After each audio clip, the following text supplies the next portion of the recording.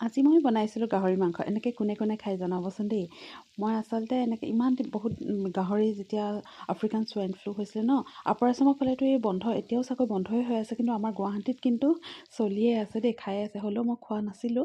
তাৰপিছত বহুত দিন খোৱা নাই। তাৰপিছত খাবলৈ মন গ'ল, মই কৈছোঁ অলপমান আনিবলৈ ক'লোঁ। তাকে আনিলে। গাহৰিত বিৰাট ধুনীয়া মাংসটো। মই সেয়া বইল কৰি ল'লোঁ।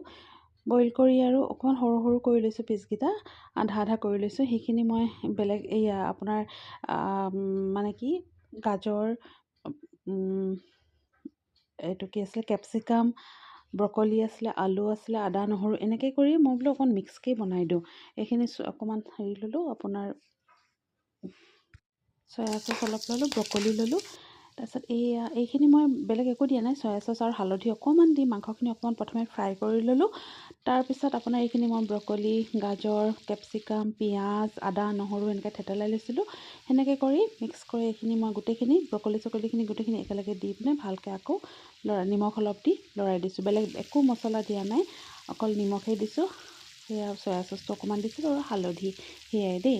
তাৰপিছত এইখিনি আদা নহৰুখিনি থেতেলাই দিছিলোঁ। জলকীয়া বেলেগকৈ দিয়া নাই, কাৰণ কেপচিকামটো অলপ জ্বলা আছিলে। আৰু মাংসখিনি মই আলুখিনি মই বইল কৰি দিছিলোঁ মাংসৰ লগতে, তাই অকণমান ডাঙৰ ডাঙৰকৈ টুকুৰা কৰি তাতে মিক্স কৰিলোঁ। আৰু এইখিনি বনাইছোঁ মই লাই শাকৰ লগত গাহৰি মাংস।